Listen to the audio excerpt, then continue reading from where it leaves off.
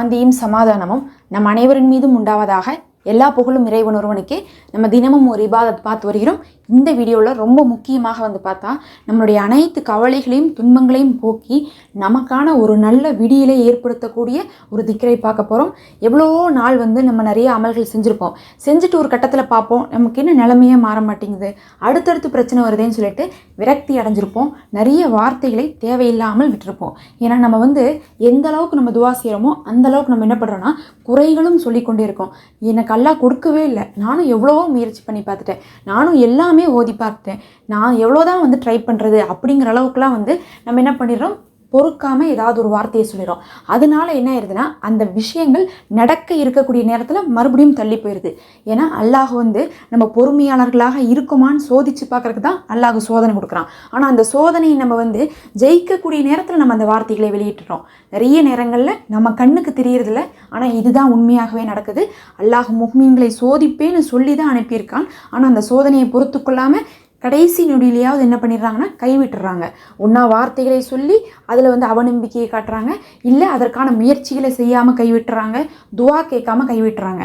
நம்ம அந்த மாதிரி எத்தனையோ விஷயங்கள் நம்ம மனசில் இருக்கும். நம்ம நினச்சிருப்போம் இது நடந்துரும்னு சொல்லிட்டு, ஆனால் நடக்காதுன்னு சொல்லிட்டு நீங்களே நமக்கு எப்போ நடக்க போகுது இதெல்லாம்னு சொல்லிட்டு விரக்தியாக இருக்கக்கூடிய விஷயங்கள் ஏதாவது இருந்தால் நீங்கள் மனசில் அதை நினைத்து நான் அப்படி நினச்சது தவறு தான், நான் இனி அப்படி நினைக்க மாட்டேன், அந்த விஷயத்துக்கான எல்லா முடிச்சுகளுமே போடப்பட்டிருந்தாலும் எல்லா கதவுகளுமே அடைக்கப்பட்டாலும் சரி, என் ரப்பு நீ நாடினால் நிச்சயமாக அது எனக்கு நடக்கும், நீ விதியில் விதிச்சிருக்கிறத தவிர வேறு எதுவுமே எனக்கு நடக்காதுன்னு சொல்லிட்டு நம்பிக்கையோடு இந்த ஒரு திக்ரு ஹஸ்புனல்லாஹு வ நிஅமல் வக்கீல் அப்படிங்கக்கூடிய இந்த திக்ரை ஓதுங்க.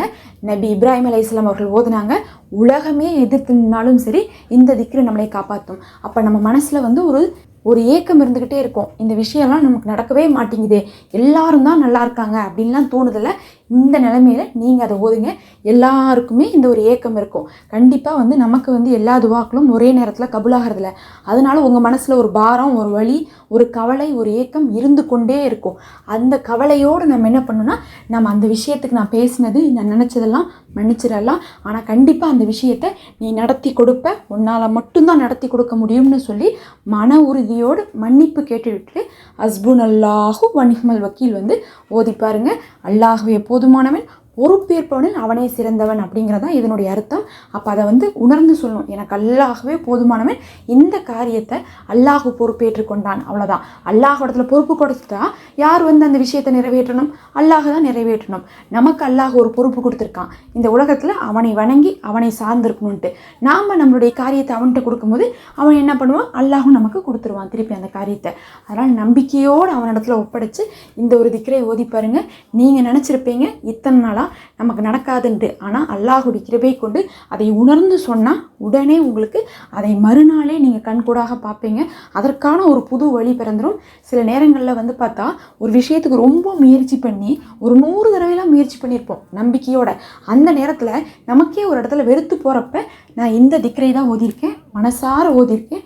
மனசார ஓதுனதுக்கு பிறகு வழியே இல்லை, ஹெல்ப் பண்ணவே மாட்டாங்க யாரும், அவ்வளோதான், இந்த விஷயமே நம்ம கைவிட வேண்டியதான் அப்படின்னு இருந்த நிலைமையில கூட ஏதோ ஒரு புது வழி கிடச்சி அதிலிருந்து நமக்கு என்ன ஆயிரும்னா அந்த விஷயம் நல்லபடியாக நடந்துடும். நமக்கே ரொம்ப பிரமிப்பாக இருக்கும், இப்படி நடக்கும்னு நான் எதிர்பார்க்கலையே அப்படின்னு சொல்லிட்டு. நம்ம கண்ணுக்கு தான் அந்த வழி அடைக்கப்பட்டிருக்கு, ஆனால் அவனுடைய நாட்டத்தில் அது இருந்தால் நமக்கு கிடச்சிரும். அதனால் உங்களுடைய விதியே மாற்றி கூட அல்லாஹ் உங்களுக்கு கொடுப்பான். நீங்கள் விரக்தி அடைஞ்சிருக்கக்கூடிய, துன்பம் அடைந்திருக்கக்கூடிய அந்த கவலையை நினைத்து மனதார ஒரு 4 முறை ஓதி பாருங்க. எச்சா வேண்டாம், ரொம்ப சின்ன வார்த்தை தான்.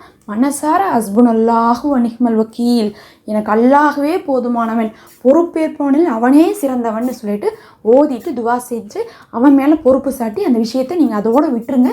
அல்லாஹும் அதை உங்களுக்கு நிறைவேற்றி கொடுப்பான். அல்ஹம்துலில்லாஹ். நிறைய பேர் துவா செய்ய சொல்லியிருந்தீங்க, உங்களுக்காக நான் ஜும்மா நேரத்தில் துவா செய்தேன். அல்லாஹ் உங்களுக்கு சிறந்ததிலையும் சிறந்ததை ஈருலகத்திலையும் கொடுப்பான். நிச்சயமாக உங்கள் துவாவும் கண்டிப்பாக அல்லாஹுடைய கிருபையை கொண்டு கபுலாகும். கவலைப்படாதீங்க, அல்லாஹ்வே போதுமானவன். நம்ம தினமும் ஒரு இபாதத் போட்டு வரோம், மறக்காமல் சப்ஸ்கிரைப் பண்ணி பார்த்து இபாதத் செய்துவாங்க. அஸ்ஸலாமு அலைக்கும்.